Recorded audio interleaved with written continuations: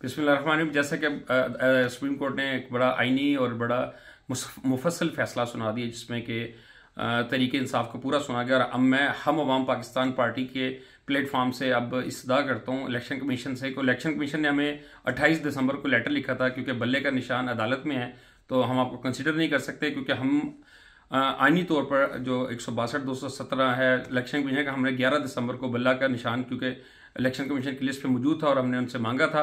तो अब हमारी इस्तदा है इलेक्शन कमीशन से कि बल्ले का निशान, क्योंकि हम इसके हकदार हैं, हमें दिया जाए ताकि, और ये जो टिकट देने का टाइम दिया गया है, निशानी अलाट करने का टाइम रात 12 बजे तक दिया गया, इसको कल तक बढ़ा दिया जाए ताकि हम अपने उम्मीदवारों को टिकट दे सकें और वो इस इलेक्शन कमीशन में इलेक्शन की मुहिम में हिस्सा ले सकें। तो अब हमारी इस्तदा है इलेक्शन कमीशन से कि बल्ले का निशान, क्योंकि हम इसके हकदार हैं, हमें दिया जाए ताकि, और ये जो टिकट देने का टाइम दिया गया है, निशानी अलाट करने का टाइम रात 12 बजे तक दिया गया, इसको कल तक बढ़ा दिया जाए ताकि हम अपने उम्मीदवारों को टिकट दे सकें और वो इस इलेक्शन कमीशन में इलेक्शन की मुहिम में हिस्सा ले सकें। बहुत बहुत शुक्रिया। अस्सलाम वालेकुम।